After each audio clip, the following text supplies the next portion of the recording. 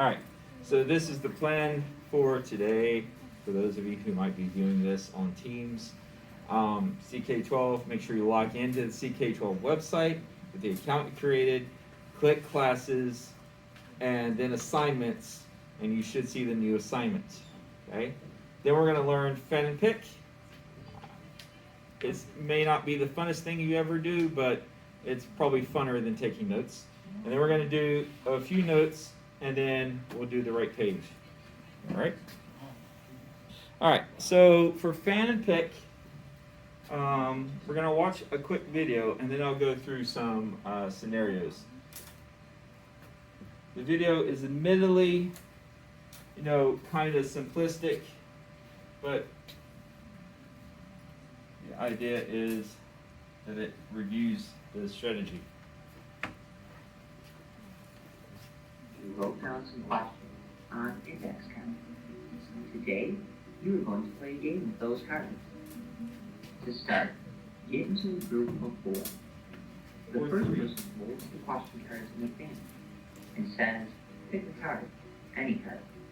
Student 2 picks a card, then reads the question out loud and gives others the time to think about the answer. Next, student 3 answers the question. Then, student 4 restates the answer in his or her own words or adds to the answer. Lastly, everyone in the group celebrates their accomplishment. The cards are then rotated clockwise and a new round starts. Fan and pick. All right, so like I said, fairly straightforward. Okay, and let's go back here.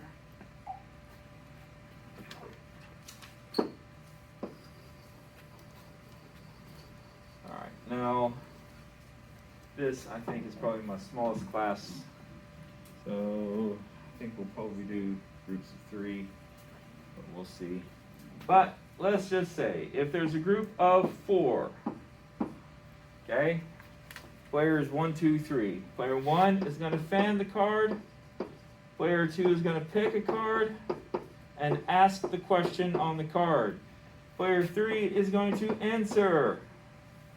And player 4 is going to check the answer, which is on the back of the card, make sure they don't see it. And they're also going to celebrate. Okay? Now, in kindergarten classes, elementary classes, maybe even middle school, they might do something like psst, psst, psst, fabuloso, like you're cleaning windows. Or they might do a round of applause. Get it? Because it's a round. Okay, now I don't expect y'all to do that. You can if you want. I'm not going to judge you for it. I'll think it's cool. But I do think it's important, fist bump, elbow bump, or just say good job. Okay, but in some way let them know that they got it right. Now, at this moment, we should be looking at me and the screen, not at your screen. Okay, eyes up here.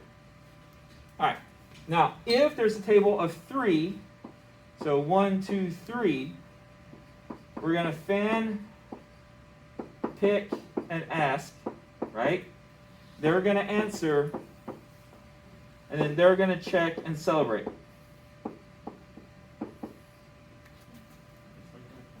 If there was a group of 1 and 2, then you're going to pick and ask. They're going to answer.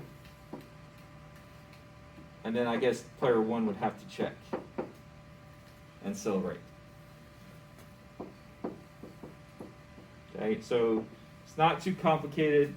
It works best with 4 people. I think 3 will work. 2 is a little more back and forth. Now here's the thing. If all you're doing is fanning the cards for someone else to ask the question or answer the question, it's going to get pretty boring, right? Okay, so we're not going to do that. The jobs rotate, not the students. The jobs rotate. So if, let's say, we start off with this setup, player 1, 2, and 3, then they are now going to fan, they are now going to answer, and they are now going to check and celebrate. And then the next round it rotates again. They will check and celebrate, they will fan, and they will answer. Right? So everybody does everything at some point. Right? Now some of these cards, let me preface that we haven't gone over this, so some of it you may remember from earlier science grades, and some of it you may not, and that's fine. We're just, right now, my main goal is to learn the strategy, okay, the procedure.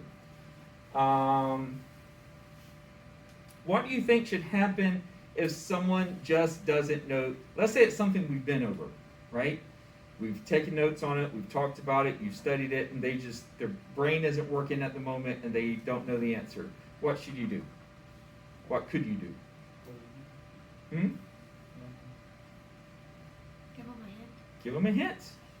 Sure. This is a learning strategy. Give them a hint. It's not an EOC. Okay? What if you give them a hint and they still don't get it?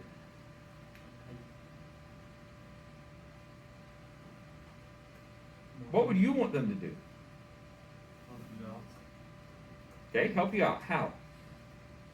Show you the answer. Right! Show you the answer. Okay, give them a hint if they still don't know, or they just say, look, I don't know. Show them the answer. Here's my ask though. After the hint, after you show them the answer, ask them the question one more time and let them answer it correctly. Because I know you're big, bad high school students and you don't need information from anyone. But I'm willing to bet if you're honest with yourself, you do. Okay? So give them that chance to be correct. All right? It's just going to take a few seconds. Ask it one more time. Let them answer it correctly. Now, if you would join that table, so there'll be 3 there. If you would join that table, there'll be 3 there. And then if you and you would join Cohen, there'll be 3 there. And then you guys will just be a table of 2. All right. Go ahead. You may move. All right. So future leaders, we did fan and pick. Any comments? Comments? Any suggestions? All right. I am open to respectful criticisms and respectful suggestions. Okay? This is your class as much as mine. That's not entirely true. It's more mine. I'm in charge. Okay?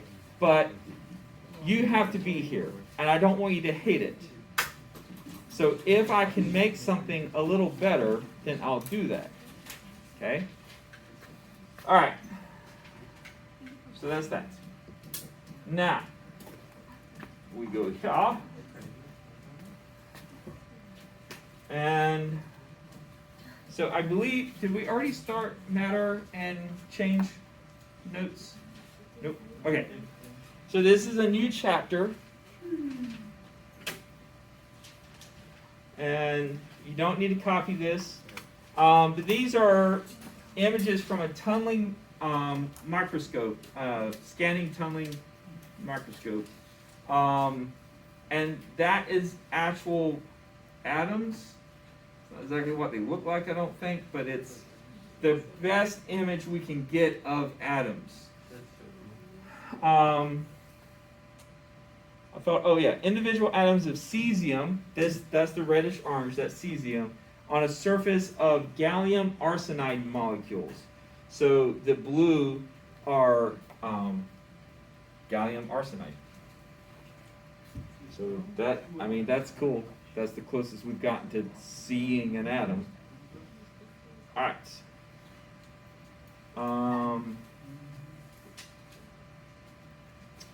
Hold that thought. So this is the next page. But I don't know.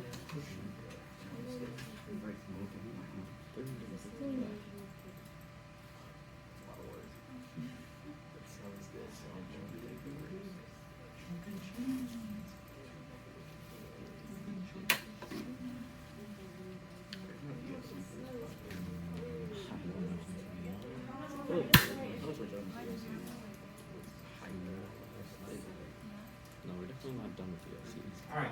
So you only really need to copy the underlined stuff, and I realize that's most of it. But just, I mean, if you want to copy all of it, you can. It's entirely up to you. But I think everybody has access to the textbook now, so I feel like I can give you fewer notes and still expect you to learn it.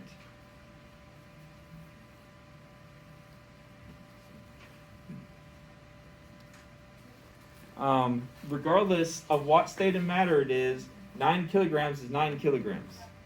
Okay? If you stretch it, scrunch it, it doesn't matter. 9 kilograms is 9 kilograms. Weight, however, is the force of gravity.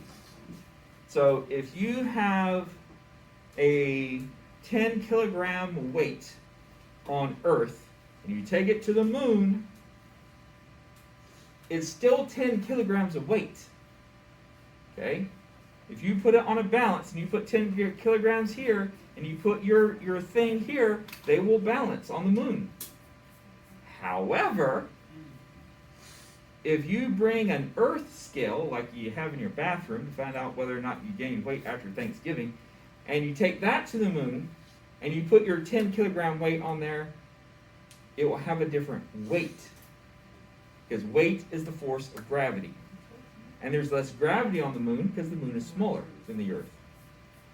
So weight and mass for us in everyday life is the same thing. Okay?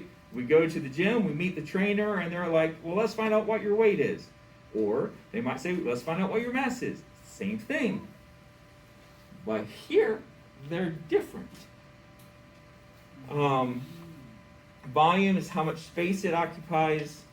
The SI, or International Standard Unit for mass, is the kilogram, and the SI unit for volume is cubic meters. Now, obviously, we have other things, because you're not going to measure your dog's medicine in cubic meters. Okay? It would be a very 0.00000 number. All right, you good here? All right. This is the displacement method. So the idea is, if I want to find the volume of this box, okay, I could just go length times width times height and have a pretty good idea.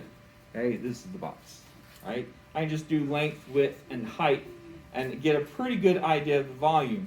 If I want to get technical, I could even measure around the lip and stuff and figure all that out, okay? But if I want to find the volume of that dinosaur, that's going to be really complicated to measure the length, width, and height for that.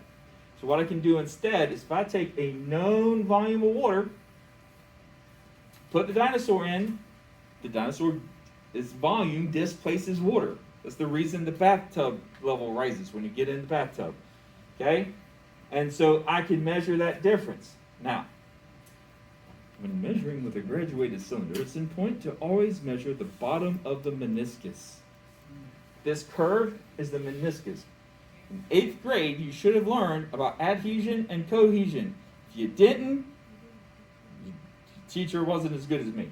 Anyway, so cohesion and adhesion causes the water to kind of climb up the side of a glass tube. Okay? Cohesion is just the water sticking to itself. Adhesion is water sticking to something else. And so you always measure the bottom of this curved meniscus. So this would be, that's 4. Whoops.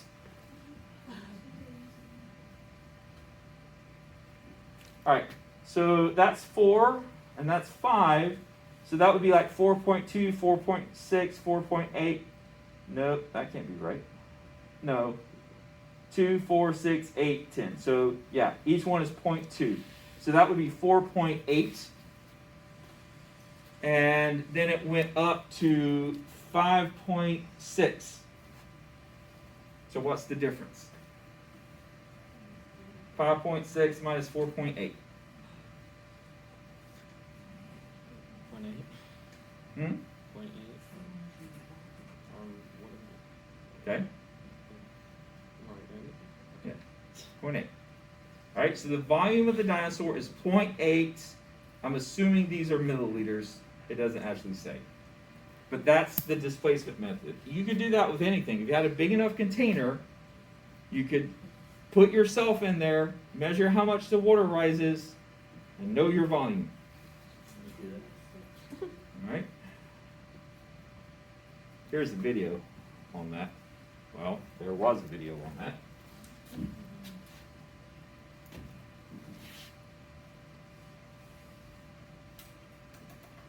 Volume. Volume is the measure of the amount of space an object takes up. In a fish tank, we can find out what takes up more space, the rock or the filter. We need to measure the volume of both objects.